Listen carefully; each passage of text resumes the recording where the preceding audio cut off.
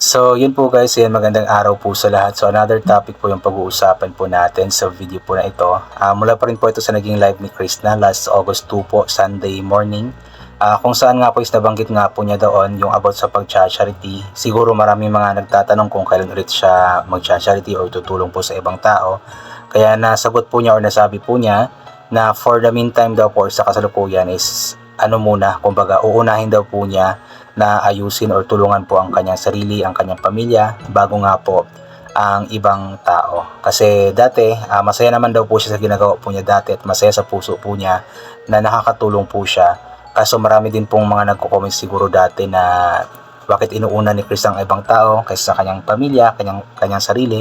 So yun po yung ginagawa ni Chris na ngayon ay inuuna po niya ang kanyang pamilya, inuuna po niya ang pagpapagawa ng bahay para sa kanyang sarili, then after that para sa kanyang pamilya, bago nga po siya tutulong sa ibang mga tao. Especially daw po ngayon na medyo gipit po siya pagdating sa pera dahil nga po sa laki ng gastusin sa kanyang farmhouse. Then pinapasimulan na rin po ni Ugdot po yung pagpapagawa po ng bahay ng mga magulang po nila. Tutulong din daw po si Chris na doon, although medyo stress po siya kasi nga po parang wala pa siyang maibigay na tulong doon ngayon since problemado pa po siya sa kanyang farmhouse. Pero talagang tutulong naman po yan si Chris na alam naman po natin. Pero yun nga, maganda doon kasi yun nga, mas inuuna po niya ngayon ang kanyang pamilya, ang kanyang pangarap sa sarili, pangarap sa pamilya bago nga po siya tutulong sa iba. Pero tumutulong naman daw po siya sa iba pero hindi na lamang po niya video kasi hindi naman daw po lahat ng panahon, lahat ng pagkakataon, lahat ng ginagawa is kailangan i-post sa social media. Which is tama naman po si Chris na, di ba? Talagang si Chris na kasi is nasa puso na po niya yung pagtulong, yung kabaitan, yung pagkamaawain, is nasa puso na po niya yun. Kaya alam ko na tumutulong talaga ito si Chris na kahit na hindi siya nagvi-video. Maging ako guys, is tumutulong naman po ako. Hindi lang ako nagvi-video talaga. Dati is nagvi-video ako dati. Nagcha-charity ako dati, yung pakunti-kunti lang, yung mga pulubi, mga bata, ganoon. Pero ngayon po hindi na ako nagvi-video kasi parang nahihiya na po akong mag-video na habang tumutulong since napakaliit lang naman po ng tulong na naibibigay ko. Although alam ko na malaking bagay na po yun para sa kanila, pero para sa akin kasi is parang nahihiya po ako na mag-vlog habang tumutulong. So okay na sa akin yung tumutulong ako, nakakatulong ako kahit na hindi ko video, hindi ko pinapakita sa social media. Okay na po sa akin yun basta nakapagpasaya po ako ng tao kahit sa konting paraan o sa maliit na bagay na naibigay or naitulong ko sa kanila. At alam kong ganoon din po si Chris na alam kong sa pagtulong po niya kahit hindi ito naka-video is masaya po sa kanyang puso na nakakatulong nga po sa ibang mga tao. Kaya kudos kay Chris na para dito. And yun nga, hoping na itong mga pangarap po niya para sa kanyang pamilya, yung mga pinapagawa po niyang bahay po niya, din bahay ng kanyang mga magulang, kapag natapos na po ito, sabi niya is saka na daw po siya tutulong po para sa ibang mga tao. Yung asin tulong talaga yung pag-charity yung binavlog po. Parang yun po yung ibig sabihin po niya. Kasi parang ngayon po is nahihirapan na po siyang iangat or pasanin po ang problema ng kanyang daladala. So saka na lamang daw po niya papasanin po ang problema ng iba. So abangan po natin yon kasi alam kong mangyayari po talaga iyon. Kapag na-settle na po ang lahat, kapag maayos na po yung buhay ni Krista, maayos na po yung bahay niya, maayos na yung bahay ng kanyang pamilya, ng kanyang mga magulang, ay talagang alam kong mangyayari po iyon. Doon siya papunta talaga sa pagtulong kasi nga po, doon po siya nag-start Kumbaga nakita po siya ni Sir Paul na tinutulungan at alam ko kung ano yung nakikita po niya o nakita po niya kay Sir Paul at anong ginawa ni Sir Paul po sa kanya ay ibabalik po niya ito sa ibang mga tao at nakaplano na po yun, alam ko po yun. Kaya support po natin always si Chris na guys until matapos po itong mga proyekto po niya, mga pangarap po niya para sa kanyang sarili, sa kanyang pamilya. And after sa mga pangarap po na ito, ay alam ko naman na dun siya papunta sa pagtulong talaga, sa pag-charity. Kaya good luck sa iyo always Chris na at lagi lamang kaming susuporta sa iyo hanggang sa dulo ng walang hanggan. Hanggang sa dulo ng walang hanggan. So di ba, ipagpray din po natin na kumbaga maging makaluwag-luwag po sila ba, especially na dalawang bahay na po yung ipapagawa ni Krista ngayon. Kapag matapos sa itong farmhouse po niya, so kabila naman yung bahay po ng kanyang mga magulang na sinisimulan na nga po ni Ugdot ngayon. So ipag-pray po natin na kumbaga makayanan po nila lahat ng gastusin po para sa mga proyekto po nila. Ayan. So ito po basahin po natin yung ilan po sa mga komento. From Nanay Tess, tama yan na unahin ang pamilya pagkatapos ng pamilya mo, pag okay na, iba naman tulungan mo. Yun po yung yun po yung plano ni Chris, na unahin mo na ang pamilya, i-settle mo na niya lahat ng mga pangailangan ng kanyang pamilya, then after that, kapag okay na po ang lahat, ay saka na po siya magpapaabot po ng tulong sa ibang mga tao. Ayan, abangan po natin yung pagtulong po na iyon, guys. Romela Dongor, ayan.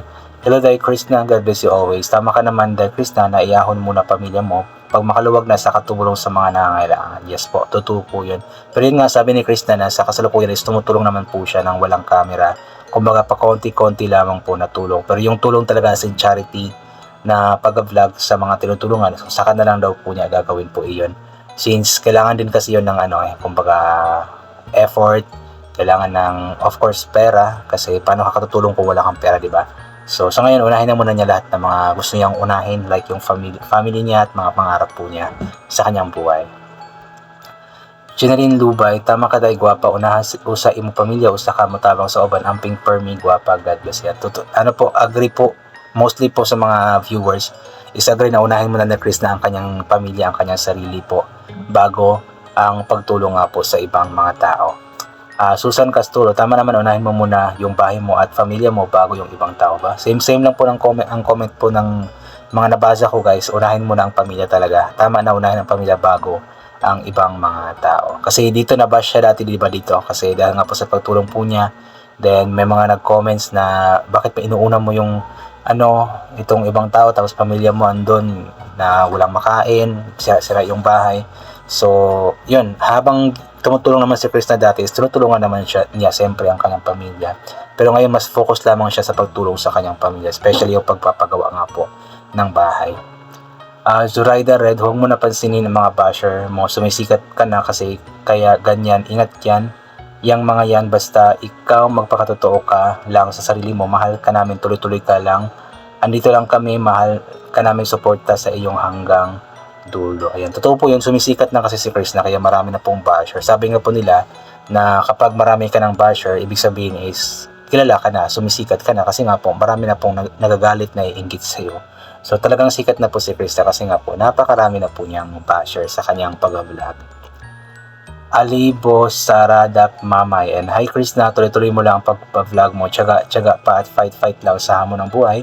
Huwag mo intindihin ng mga bashers na yan, nandyan ka na sa hagdan pataas, step by step makakatapos ka rin sa pinapagawa mong farmhouse.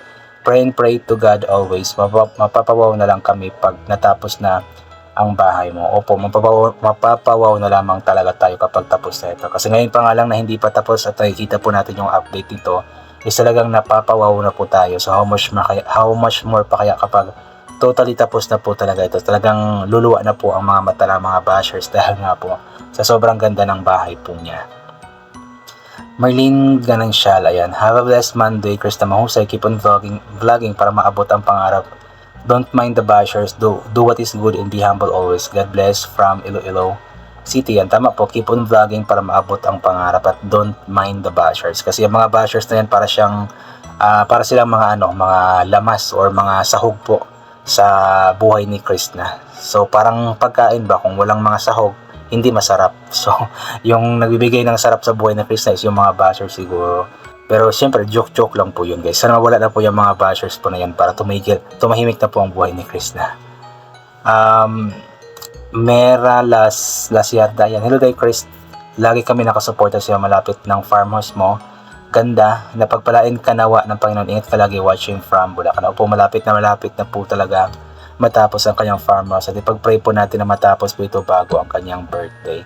Dolores Cadawas, ayan. Good morning day Chris na go day. Napakaganda ng farmhouse mo. Pagbutihan mong sinupinday at huwag paapekto sa mga naiinggit sa iyo. Ingat lagi at huwag magpalipas ng gutom at huwag inom ng kape at soft drinks. Pa yung nanay lang naman, ayan. So I believe nagkakape ulit siya ngayon, for siguro baka minimal na lang.